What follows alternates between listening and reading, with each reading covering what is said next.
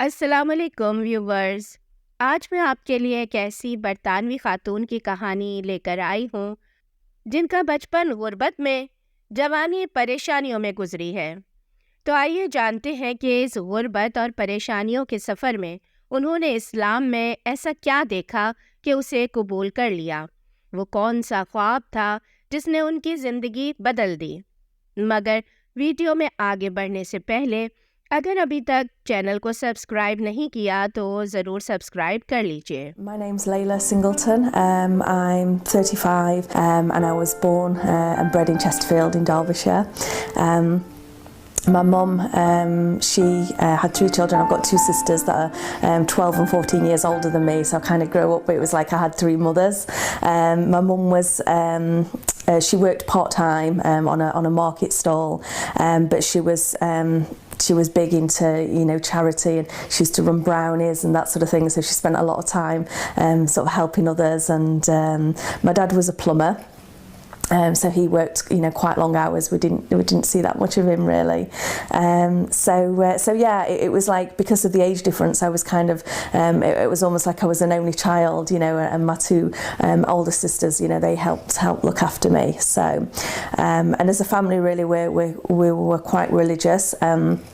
I've got a cousin who's like a priest, and my uncle's very religious, and we were actually Methodist Christians, so it was like every Sunday, was going to church. I went to Sunday school, used to take scripture exams, that sort of thing. So it was quite a grounded religious family as I was growing. میرا نام لیلا singleton ہے اور میری عمر 35 سال ہے. میں bread Ford UK کے چھوٹے سے علاقے چیسٹرفیلڈ میں پیدا ہوئی. ہم 3 بہنیں تھیں اور میں اپنی بہنوں میں سب سے چھوٹی تھی. میری ایک بہن مجھ سے 12 سال اور دوسری 14 سال بڑی تھی. اس طرح آپ کہہ سکتے ہیں کہ میری ایک نہیں 3 مائیں تھیں، کیونکہ میری بڑی بہنوں نے بھی بچپن سے ہی مجھے ماؤں کی طرح پالا ہے، میری دیکھ بھال کی ہے. میری ماں ایک بہت بڑی شاپ کے سامنے براؤنیز کا اسٹال لگاتی تھیں، جبکہ میرے والد پلمبر تھے. میرے والد کا کام کافی ٹف اور مشکل تھا. ان کے دن کا زیادہ تر حصہ کام پر ہی گزرتا تھا، اس لیے وہ رات کو دیر سے گھر آتے تھے اور ہمیں بہت کم ہی اپنے والد کے پاس بیٹھنے اور کھیلنے کا موقع ملتا تھا. میری والدہ فلاحی کاموں میں بہت زیادہ حصہ لیتی تھیں اور وہ اپنی کمائی کا اکثر حصہ دوسرے غریبوں کی مدد کے لیے خرچ کر دیتی تھیں. مذہبی وشواس کے اعتبار سے ہماری فیملی میتھوڈسٹ فرقے سے تعلق رکھتی تھی اور میرے پتا کی فیملی بہت زیادہ مذہب کو فالو کرتی تھی. میرا ایک کزن یعنی میرے چچا کا بیٹا چرچ میں پریسٹ تھا، مگر ہمارے گھر میں میرے پتا سے زیادہ ہماری ماں مذہب کے معاملے میں پابند تھیں. ہم سب بہنیں اپنی ماں کے ساتھ ہر سنڈے چرچ جاتے اور میری ابتدائی اسکول کی تعلیم بھی چرچ ہی کے ماتحت چلنے والے اسکول میں ہوئی تھی. اس طرح آپ سمجھ گئے ہوں گے کہ ہمارے پریوار میں مذہب کو کتنا زیادہ فوکس کیا جاتا تھا، اور میں ذاتی طور پر بھی میتھوڈسٹ چرچ کو زیادہ پسند کرتی تھی، کیونکہ یہاں کا ماحول باقی فرقوں کی نسبت زیادہ ریلیکس اور زیادہ اوپن مائنڈڈ تھا. چرچ میں عبادت سے زیادہ سوشل ایکٹیویٹیز کو فوکس کیا جاتا تھا، جس میں فن اور انجوائمنٹ زیادہ ہوتی تھی. اس کے ساتھ ساتھ ہمیں ہولی ٹرینٹی کا عقیدہ بھی سکھایا جاتا تھا، جو کہ عیسائیت کے سارے عقیدوں کی بنیادی جڑ ہے.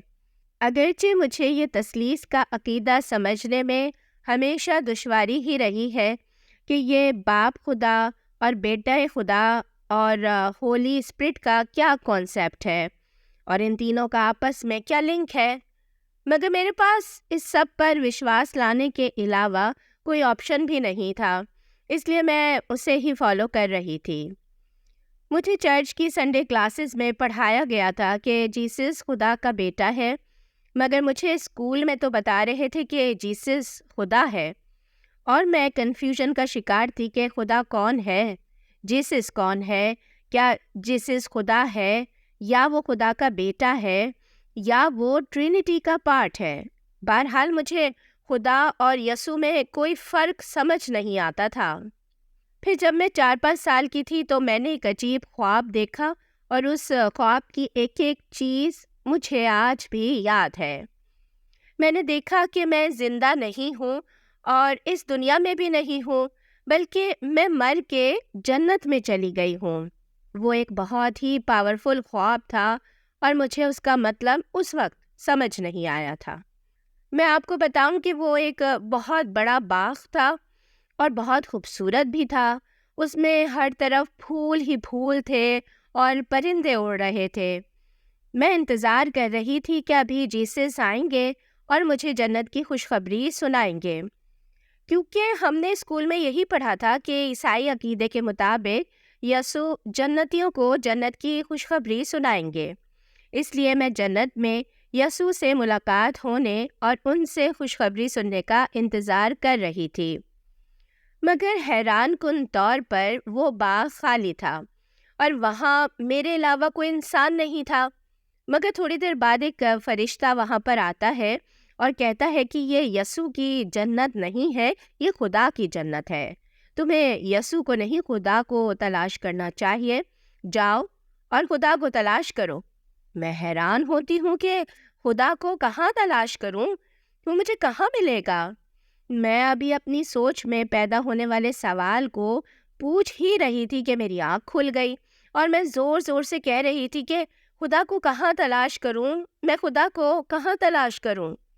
میری ماں اچانک رات کو یہ دیکھ کر پریشان ہو گئی، اور جب میں نے ان کو خواب سنایا تو اس کے بعد وہ اگلے کئی دن پریشان اور خوف زدہ رہی تھیں کہ میں نے خود کو مرا ہوا دیکھا تھا اور میں مر کر دنیا سے چلی گئی تھی، جبکہ میں اس خواب سے بہت خوش تھی کہ مجھے جنت ملے گی۔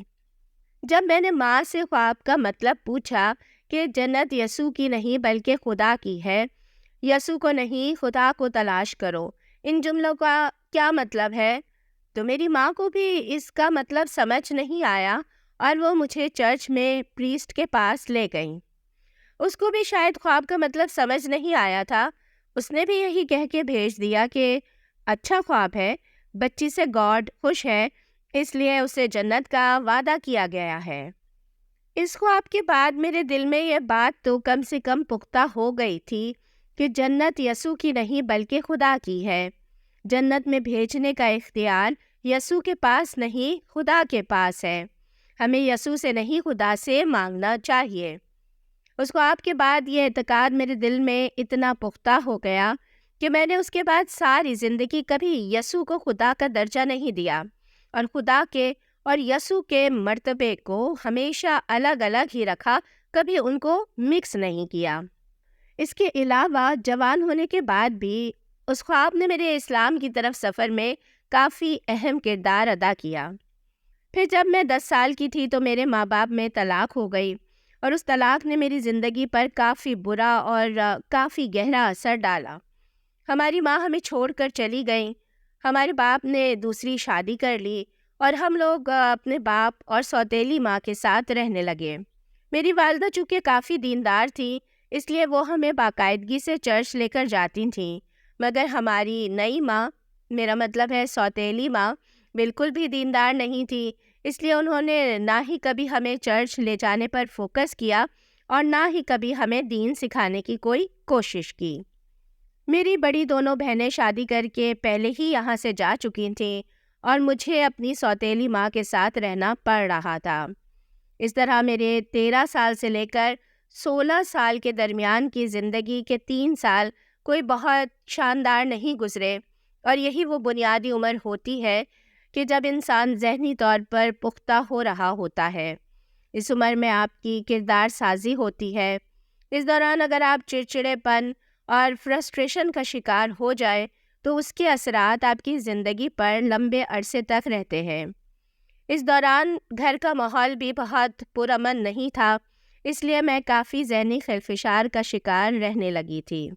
دوسری طرف میں اپنے اسکول میں پڑھائی جانے والی مذہبی تعلیم سے بھی کوئی بہت زیادہ مطمئن نہیں تھی، کیونکہ وہاں ہمیں یہی سکھایا جاتا تھا کہ یسوع ہی خدائی طاقتوں کا مالک ہے اور یسوع ہی جنت کا مالک ہے، وہی ہمیں جنت میں بھیجیں گے۔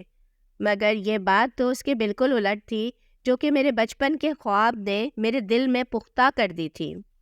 اس طرح آپ سمجھ سکتے ہیں کہ دنیاوی اعتبار سے اور دینی اعتبار سے دونوں طرح میں غیر مطمئن ذہنیت کا شکار تھی۔ میں ایک ایسے انسان کی طرح تھی جس کو صحرا میں تنہا چھوڑ دیا گیا تھا اور اسے سمجھ نہیں آ رہی تھی کہ اسے کس طرف جانا ہے۔ اس لیے میں نے ہائی اسکول میں عیسائیت کے بجائے دنیا بھر کے مذاہب کو پڑھنا شروع کر دیا، کیونکہ ہائی اسکول میں یہ سبجیکٹ آپشنل ہوتا ہے۔ یہاں میں نے یہودیت، اسلام، ہندوازم اور اسپریچولزم وغیرہ کو پڑھا۔ پھر جب میں 18 سال کی ہوئی تو میرے والد نے مجھے ایک لڑکے سے ملوایا کہ اگر تم ولنگ ہو تو ہم اس سے تمہاری شادی کر دیں۔ میں تو پہلے ہی اس گھر سے نکلنا چاہتی تھی، کیونکہ میں دیکھ رہی تھی کہ میری دونوں بڑی بہنیں شادی کر کے نسبتاً آزاد اور بہتر زندگی گزار رہی تھیں۔ اس لیے میں شادی کر کے اپنے ہسبینڈ کے ساتھ کینیڈا آ گئی۔ یہاں کینیڈا آ کر میری دوستی ایک نیٹو امریکن لڑکی سے ہو گئی، اور اس طرح میرا زیادہ وقت اسی نیٹو امریکن کلچر کے حامل لوگوں میں گزرتا۔ اس لڑکی کی دادی دراصل شیمن تھیں اور شیمنزم پر کافی گہرا وشواس رکھتی تھیں۔ مجھے ان کے کلچر کی چیزیں کافی اچھی لگتی تھیں، مثلاً سویٹ لارڈ سیریمنی وغیرہ۔ یہ سب فن اور انجوائمنٹ تو ضرور تھا، مگر اس میں روحانیت کا کوئی پہلو کہیں نہیں تھا۔ میں انسانوں کے اس صحرا میں اپنے لیے ایمان کا رستہ ڈھونڈ رہی تھی۔ میرا یہ کانسیپٹ تو بہت مضبوط تھا کہ ایک خدا ہے جس نے ساری کائنات بنائی ہے اور اس کا کوئی شریک نہیں، مگر اس خدا تک جانے کا راستہ کون سا ہے؟ اس سوال کا جواب کہیں نہیں تھا۔ دوسری طرف میری شادی شدہ زندگی بھی کامیاب نہیں رہی، اور میں شادی کے 3 سال بعد ہی 21 سال کی عمر میں طلاق لے کر واپس UK آ گئی۔ میں کہانی کو مختصر کروں تو 21 سے 30 سال کی عمر کے درمیان کا میرا وقت ایسے ہی گزرا کہ مجھے خود نہیں پتا تھا کہ میرا دھرم کیا ہے اور میرا روحانی رستہ کون سا ہے۔ یہ وقت میں نے ایسے ہی بغیر خدا کے تعلق اور بغیر کسی مذہبی شناخت کے گزارا۔ اس دوران میں بہت زیادہ فرسٹریشن اور ڈپریشن کا شکار رہنے لگی تھی کہ مجھے کسی نے کہا کہ اگر تم فرسٹریشن سے نجات حاصل کرنا چاہتی ہو اور ذہنی سکون حاصل کرنا چاہتی ہو تو قرآن مجید کی عربی تلاوت کو سنو۔ میں نے کہا نہیں، مجھے اسلام میں کوئی دلچسپی نہیں ہے۔ اس نے کہا کیا تم نے کبھی قرآن مجید کی تلاوت سنی ہے؟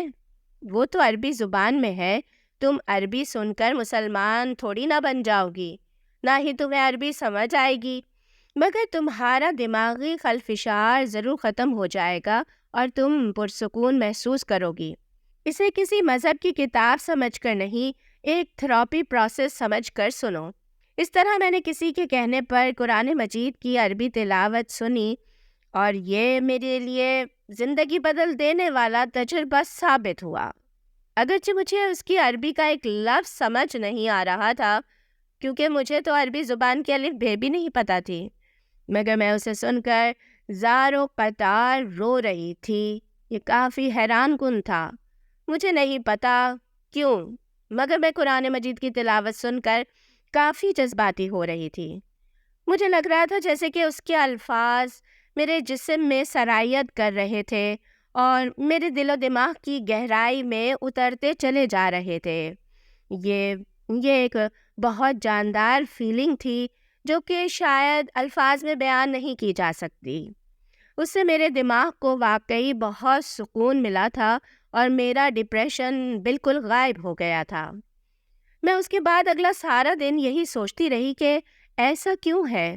آخر مجھے قرآن کی تلاوت سن کر ایسی فیلنگز کیوں محسوس ہوئیں؟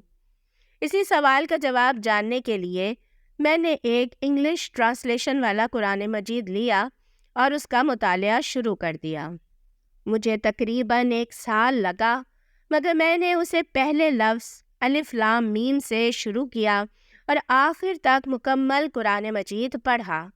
اس طرح قرآن مجید کی تلاوت سن کر میرا اسلام کی طرف سفر شروع ہوا۔ بلا شبہ قرآن پاک کے الفاظ اتنے پاورفل ہیں کہ جو شخص عربی نہیں بھی سمجھتا یہ اسے بھی افیکٹ کرتے ہیں۔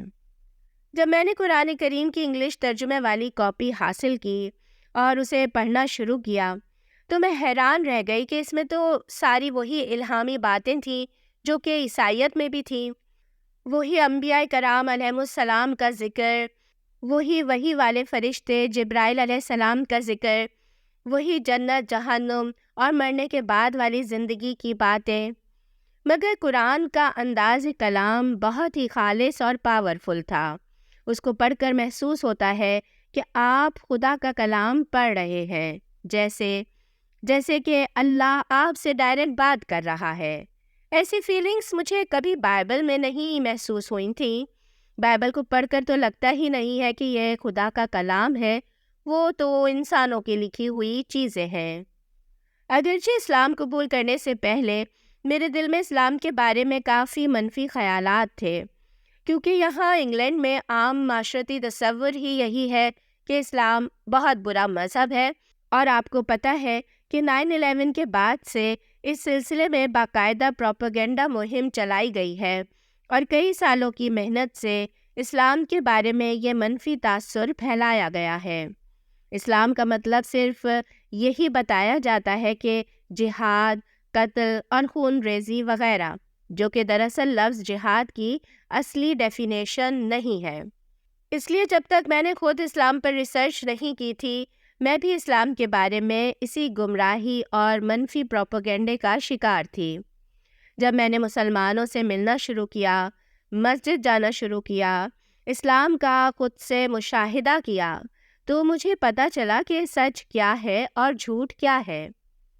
میں شروع میں اسلام کی ہر نئی بات کو جان کر حیران ہوتی تھی، کیونکہ ہر چیز سے مجھے پتہ چلتا تھا کہ اس سے پہلے میری اسلام کے بارے میں جو رائے تھی وہ بالکل غلط تھی۔ اس کے ساتھ میری خوش قسمتی بھی تھی کہ شروع میں مسجد میں میری جن بہنوں سے دوستی ہوئی تھی وہ بہت اچھے اخلاق و کردار کی مالک تھیں۔ اگرچہ ہر مسلمان اچھا انسان ہو یہ لازمی نہیں، اس لیے میں اکثر سوچتی ہوں کہ اگر مجھے شروع میں برے کردار کے لوگ ملے ہوتے تو میں شاید شروع سے ہی اسلام سے دور ہو جاتی اور کبھی اس حق کی منزل کو نہ پہنچ پاتی۔ اس کے بعد میرے اندر پہلی تبدیلی یہ آئی کہ اگر کسی بھی محفل میں مسلمانوں یا اسلام کے بارے میں غلط بات کی جا رہی ہوتی تو میں وہاں لوگوں کو بتانا شروع کر دیتی کہ اصل اسلام کیا ہے۔ میں لوگوں کے درمیان زیادہ سے زیادہ اسلام کی اچھائیاں بتانے لگی تھی، اور میں چاہتی تھی کہ لوگوں کے دماغ سے اسلام کے بارے میں منفی تاثر کو ختم کیا جائے۔ میرے اس رویے سے شروع میں میرے دوست اور کولیگس چونک جاتے تھے، اور آہستہ سب نے کہنا شروع کر دیا کہ تم آج کل اسلام کی بہت بڑی وکیل بن رہی ہو۔ کئی ایک نے تو ڈائریکٹلی پوچھ بھی لیا کہ کیا تم آج کل اسلام کو اسٹڈی کر رہی ہو۔ بہرحال میری اسلام کے بارے میں اسٹڈی جاری تھی، اور اسلام کا جو سب سے پاورفل کانسیپٹ تھا جس نے میرے دل پر سب سے گہری چوٹ لگائی تھی وہ تھا واحد خدا، یعنی اللہ کی عبادت کا کانسیپٹ، اور اس کے ساتھ کسی کو کسی بھی حال میں شریک نہ کرنے کا وشواس۔ یہ وہ بنیادی بات تھی جو کہ میں نے 4-5 سال کی عمر سے اپنے خواب سے سیکھی تھی۔ اسلام حقیقی توحید پر صحیح عمل درآمد کر رہا تھا۔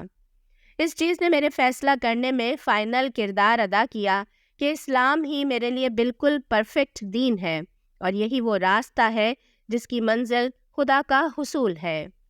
کیونکہ مجھے شروع سے ہی حضرت عیسیٰ علیہ السلام سے ویسی ہی عقیدت تھی جیسی کہ اسلام بتا رہا تھا، میں نے کبھی حضرت عیسیٰ کو خدا کی خدائی کا حصے دار یا بیٹا تسلیم نہیں کیا تھا۔ میرا فرشتوں اور انبیاء کے بارے میں وہی عقیدہ تھا جو یہاں سکھایا جا رہا تھا، اس لیے مجھے اسلام کی حقیقت کو تسلیم کرنے میں بہت زیادہ وقت نہیں لگا۔ ہاں، البتہ میرا زیادہ وقت اس منفی پروپیگنڈے سے نکلنے میں ضرور لگا جو کہ یہاں معاشرے میں اسلام کے بارے میں پھیلایا جاتا ہے۔ اس لیے میں نے ان باتوں پر تحقیق میں کافی وقت لیا کہ اسلام میں عورت کا کیا مقام ہے، دہشت گردی اور جہاد میں کیا فرق ہے، نبی کریم صلی اللہ علیہ وسلم نے اتنی شادیاں کیوں کیں، آپ صلی اللہ علیہ وسلم کی سیرت کیسی تھی، اسلام بنیادی انسانی حقوق کے بارے میں کیا کہتا ہے، وغیرہ وغیرہ۔ اس سب میں لگ بھگ 1 سال لگا اور میں مکمل طور پر اسلام قبول کرنے اور کلمہ شہادت پڑھنے کے لیے تیار ہو گئی تھی، مگر میں نے پانی میں اترنے سے پہلے پانی کی گہرائی کا اندازہ لگانے کا فیصلہ کیا۔ اس لیے میں نے کلمہ شہادت پڑھنے سے پہلے اپنی فیملی کو یہ بتانا شروع کر دیا کہ میں اسلام کو اسٹڈی کر رہی تھی اور میں اب اس کو 100% سچا مذہب مان کر قبول کرنے والی ہوں۔ یقینی طور پر ان کی بھی اسلام کے بارے میں اچھی رائے نہیں تھی، اس لیے میں ان کے رویے کو جج کرنا چاہتی تھی۔ ان سب کا جواب یہی تھا کہ نہیں ایسا مت کرنا، تم غلط راستے پر جا رہی ہو، تم مس گائیڈ ہو گئی ہو، تمہارا برین واش کر دیا گیا ہے، یہ بالکل غلط فیصلہ ہے جو تمہاری زندگی تباہ کر دے گا، اور ایسے ہی کئی منفی جملے تھے جو مجھے سننے کو ملے۔ اس وقت میں ایک شخص کو پسند کرنے لگی تھی جو کہ ملحد یعنی ناسٹک تھا، اور ہم 2-3 سال سے اچھے دوست تھے۔ ہماری بات شادی تک پہنچ گئی تھی، مگر جب اس کو میرے اسلام قبول کرنے کا پتہ چلا تو اس نے بھی مجھ سے ہمیشہ تعلق ختم کرنے کی دھمکی دے دی۔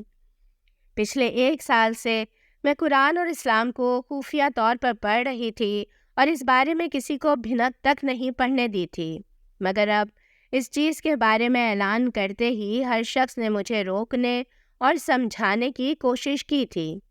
بہرحال ایسے شخص کا چھوڑ جانا ہی بہتر تھا جس سے آپ کی نہ سوچ ملتی ہو اور نہ نظریات۔ اس لیے اب جب کہ اسلام کو اسٹڈی کرنے کے بعد میرے خیالات و نظریات بالکل ہی بدل گئے تھے، میرا نہیں خیال کہ کوئی ملحد انسان میرے لیے اچھا لائف پارٹنر ہو سکتا تھا۔ ایسے شخص سے شادی کر کے تو میں شاید پہلے سے بھی زیادہ ڈپریشن کی مریض بن جاتی۔ یہ بل پائتھن ہے، یہ بہت ہی امن اور شانتی سے رہنے والی نسل ہے، یہ میرا پالتو سانپ ہے، یہ میرے اسلام قبول کرنے سے پہلے کے دنوں کی نشانی کے طور پر ہے۔ میرے پاس اب ایسے صرف 2 سانپ رہ گئے ہیں۔ کسی زمانے میں میں نے 50 سے زائد سانپ پالے ہوئے تھے، مگر اب ان میں سے صرف 2 ہی میرے پاس رہ گئے ہیں۔ اسلام بلا شبہ ایک پریکٹیکل مذہب ہے۔ اس سے قطع نظر کہ آپ کن خیالات یا کن ہابیز کے مالک ہیں، اسلام ہر کسی کے لیے ایک پرفیکٹ دھرم ہے۔ اسلام میں کوئی چیز بھی شک شبہ والی نہیں ہے، یہاں ہر چیز کرسٹل کلیئر اور واضح ہے۔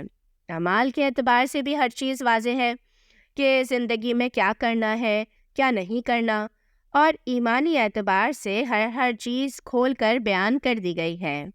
انبیاء کرام علیہ السلام کا کیا مقام ہے، اللہ کا کیا مقام ہے، فرشتوں کا کیا مقام ہے، کہیں کسی کے درجے میں کوئی شبہ باقی نہیں چھوڑا کہ نبی کریم صلی اللہ علیہ وآلہ وسلم نے اس کی وضاحت نہ فرمائی ہو۔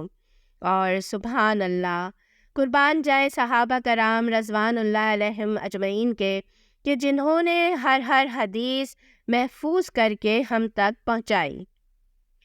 پھر جب میں نے اپنے ارد گرد سب لوگوں کے منفی رویے کو خوش اسلوبی سے ہینڈل کر لیا تو میں نے فائنلی اسلام قبول کرنے کا فیصلہ کیا۔ اس دن میں یوٹیوب پر ایک ویڈیو دیکھ رہی تھی جس میں ایک امام صاحب کسی امریکی شخص کو کلمہ شہادت پڑھا رہے تھے۔ امام صاحب نے کلمہ شہادت پڑھانے سے پہلے اس سے چند سوال پوچھے کہ کیا آپ کا اللہ پر ایمان ہے کہ اس کے سوا کوئی عبادت کے لائق نہیں؟ اس شخص نے کہا جی میرا ایمان ہے۔ اسی طرح امام صاحب نے اس سے 5-6 سوال پوچھے اور اس نے سب کا جواب ہاں میں دیا۔ یہ سارا منظر دیکھ کر میں نے کہا کہ میرا جواب بھی ان سوالوں کے معاملے میں ہاں ہی ہے، تو کیا میں بھی مسلمان ہوں؟ میں فوراً گئی اور وضو کر کے آئی۔ میں نے بھی ان امام صاحب کے پیچھے اسے بار بار دہرایا اور اس طرح میں نے کلمہ شہادت پڑھ کر اسلام قبول کر لیا۔ پھر میں اگلے دن مسجد گئی اور امام صاحب سے درخواست کی کہ مجھے چند گواہوں کے سامنے کلمہ شہادت پڑھا دیں۔ اس طرح میں نے دوبارہ چند گواہوں کی موجودگی میں اسلام قبول کیا، جو کہ دراصل صرف فارمیلٹی تھی، ورنہ میں دل سے مسلمان تو 6 ہفتے پہلے ہی ہو چکی تھی۔ جب اسلام قبول کرنے کے بعد میں مسجد میں نماز سیکھنے کی کلاسز لینے جاتی تھی تو وہاں مسجد کے فرسٹ فلور پر ایک مدرسہ تھا جہاں 40 کے قریب طلباء پڑھتے تھے۔ امام صاحب نے ایک چھوٹے بچے کی ذمہ داری لگائی کہ وہ مجھے نماز یاد کروائے۔ اس طرح میں نے نماز پڑھنا سیکھی۔ ماشاءاللہ وہ بہت اچھے بچے تھے اور سبھی میرے اسلام قبول کرنے پر کافی خوش تھے۔ میں ان بچوں کو اکثر قرآن پڑھتے دیکھ کر رونے لگتی تھی کیونکہ میں ان کی طرح سے اچھے انداز میں قرآن نہیں پڑھ پاتی تھی۔ بس یہی میرے اسلام قبول کرنے کی کہانی ہے، الحمدللہ۔ ناظرین، بلا شبہ قرآن مجید ایک پاورفل کلام ہے جس نے پچھلے 1400 سال میں اربوں انسانوں کی زندگی بدلی ہے اور قیامت تک اصلی حالت میں برقرار رہنے والی واحد الہامی کتاب ہے جس کی حفاظت کی ذمہ داری خود اللہ تبارک و تعالیٰ نے لی ہے۔